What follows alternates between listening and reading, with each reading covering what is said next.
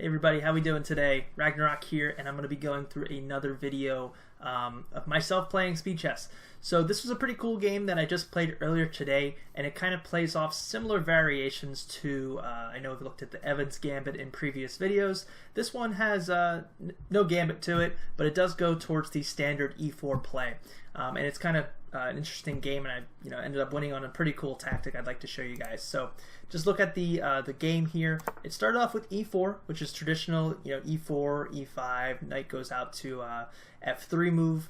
But in this particular instance, he went to knight to f6 first. Now it's kind of the same if you play it a certain way. You can kind of turn it into a normal variation of the e4 move, which is what I did here. So what I did was I just answered with knight to c3 because just kind of defending this pawn. And then he plays e5 anyway, and then I played knight f3, and then he played knight c6. And this kind of turns into the exact same scenario as if I had played e4 and he played e5. So kind of knowing ahead of time what certain variations people play allows you to kind of turn it into a similar game. Just because he played knight f6 first doesn't mean that I can't turn it into a regular game and eventually do my favorite bishop c4 move, turning into an Italian variation, which is my favorite way to play. Now in this particular game, he does do a move I'm very familiar with. He takes the e4 pawn with his knight. Now if I were to take back, let's just show you the scenario, he can then push to d5, and then now I've got to basically make a choice, probably take the pawn back. He gets his queen centralized early, and no immediate attack on my part to really do anything. This knight can't really move anywhere over here, and if it goes back here, well then I'm just kind of wasting tempo. He can go over to a5 if he'd like, he can go back, and then now he's got an open d-file. Got a couple of options there for him. So I usually prefer not to go that variation. If he does take on e4, I actually prefer to take on f7. And this just allows me to get the pawn back. So it's just a pawn for a pawn, and then a bishop for that knight. And I also get to bring his king out. He has to take. There's really no variation. I mean, if he moves up, it just looks bad for him. He'll have to kind of take this piece anyway. So there's no variation. He has to take. And then I answer by taking back his knight. And then he will, of course, answer with d5, because d5 allows his bishop to come out and pin my knight if he wants to. Kind of some other options. I have to move my knight. And if it goes back, it generally goes against the principle of moving a piece a couple of times in the opening, especially if it goes nowhere. Like moving it back and forth is just completely against any sort of opening principle because you don't want to waste any time in the opening.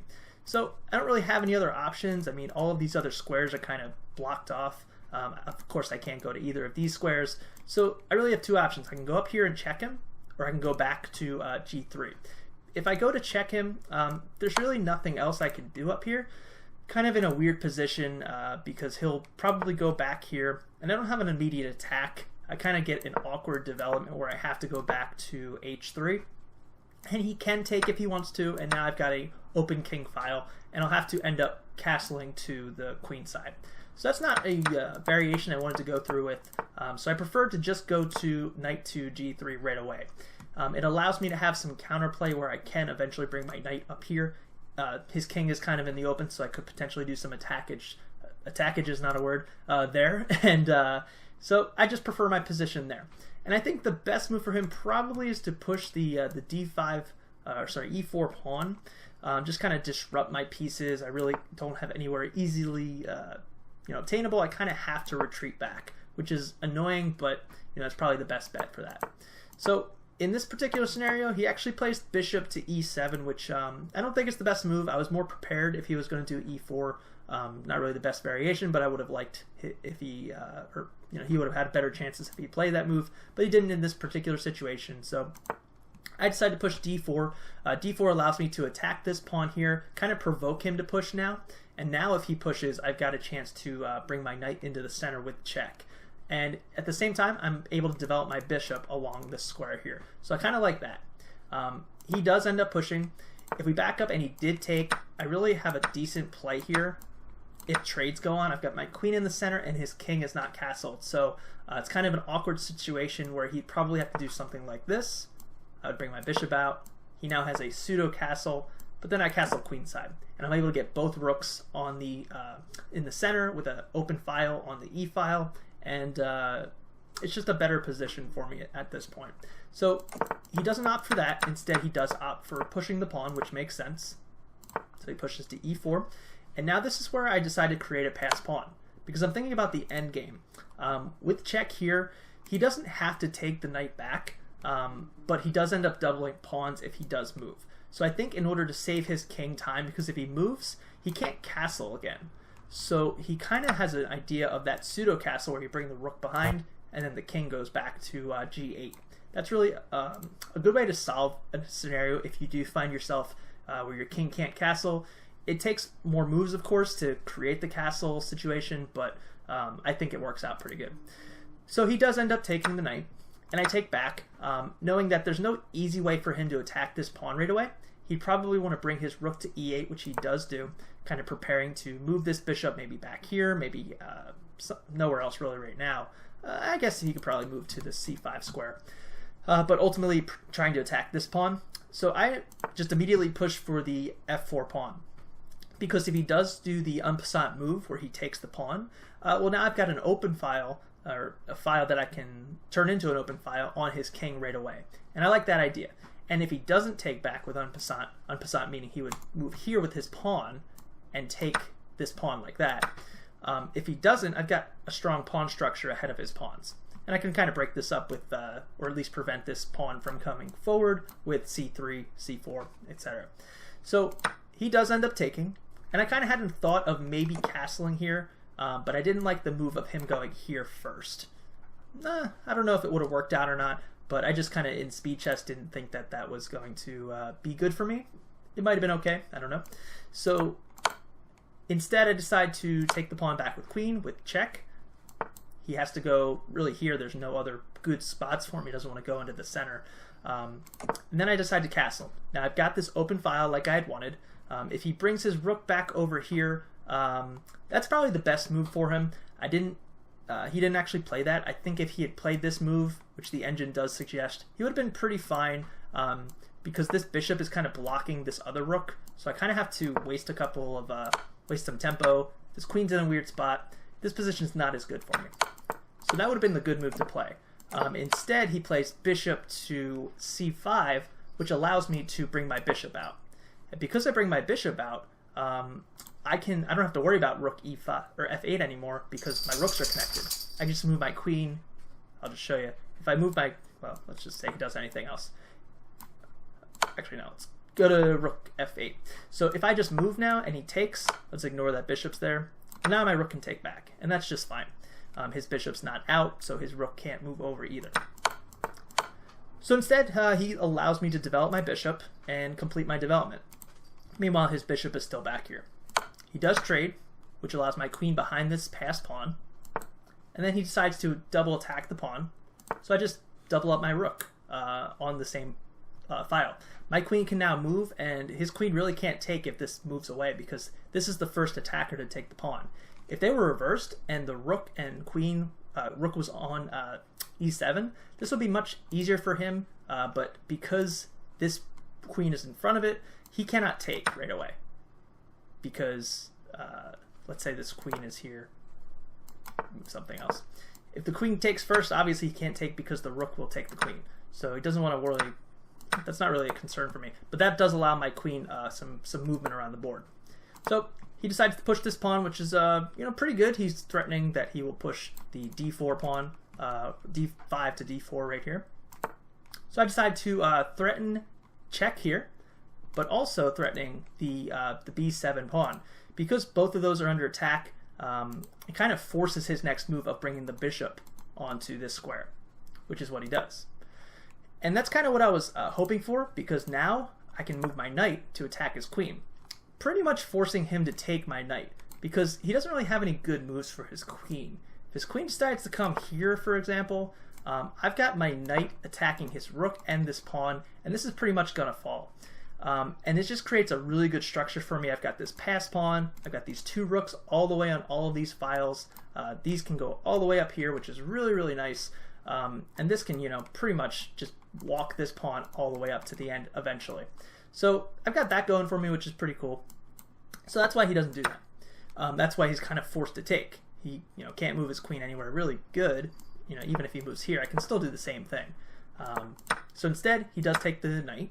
I take with my rook, and now I've got two pieces. There we go.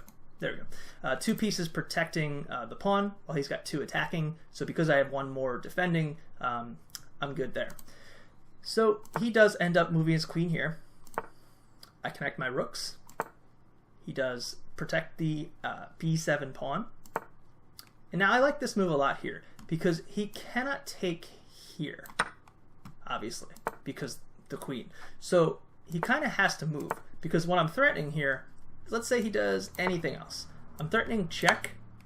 King can't take because the rook is attacking or protecting the rook. So rook has to take. And then a little simple, queen takes queen. So he can't take that because of the discovered attack that I have on his queen. And that's it. That's in the back of my mind through the rest of the game, actually. That's why I like my queen here.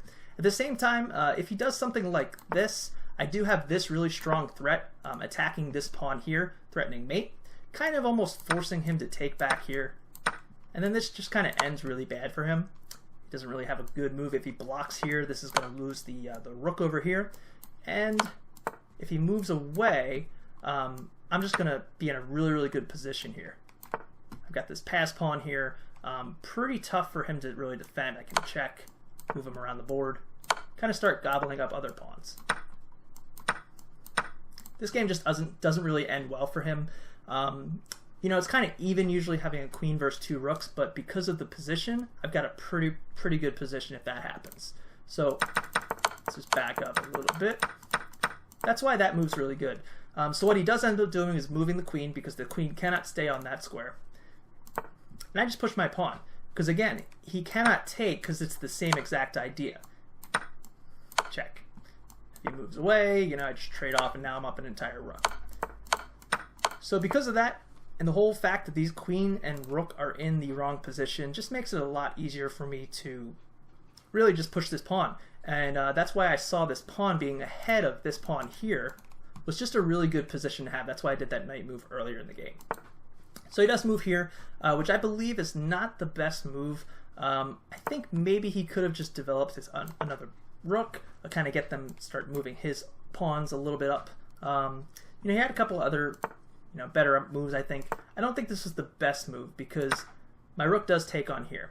Now, I believe the engine says to play this, which would have been good because of, I think it was, rook kind of has to take check, and then king can't move.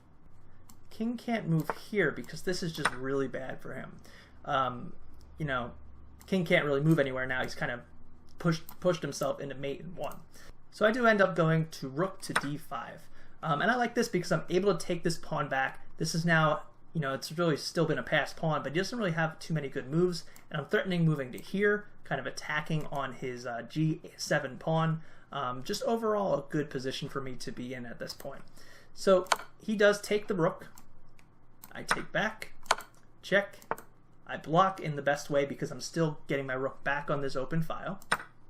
Queen takes on b2, and I decide to move my queen to f3. And the reason I like this is because it's attacking his rook, and the best way really for him is to kind of check me, and then maybe move this rook somewhere else. But it's still not a good position for him, because if he does move the rook, let's say he moves it over to here, I can start to move this pawn and threaten checkmate. Because if he tries to do, really is, check is the only way he can get out of it, and my king will safely move up here and then over away behind my queen. So his rook, is kind of stuck back here, and I've got this file, so he can't go over to here, or else it's checkmate in one. So he does end up checking me here. I move here, check again, because this would be a mistake, because now he's completely out of checks, and then I'm still attacking his rook on a8, which is really nice for me. He has to move it again, and then I just kind of develop like I was, or push the pawn like I was talking about. So instead, so he comes here. So instead he checks on queen d2. Kind of same idea. He does have a check now. If I go here, he can move his queen here, checking my king. but instead he checks here. He can't actually take this pawn, or else I take his rook. So instead he has to bring the rook over to e8. And now I have a nice tactic. I'll let you take a look at it. It's essentially winning a rook, or at least a queen in exchange for a rook. So take a second to try to pause it and see if you see it.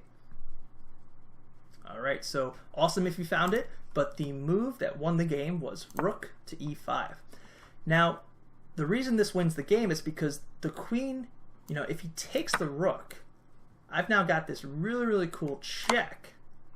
King has to move to h8, and then rook, queen takes rook, checkmate.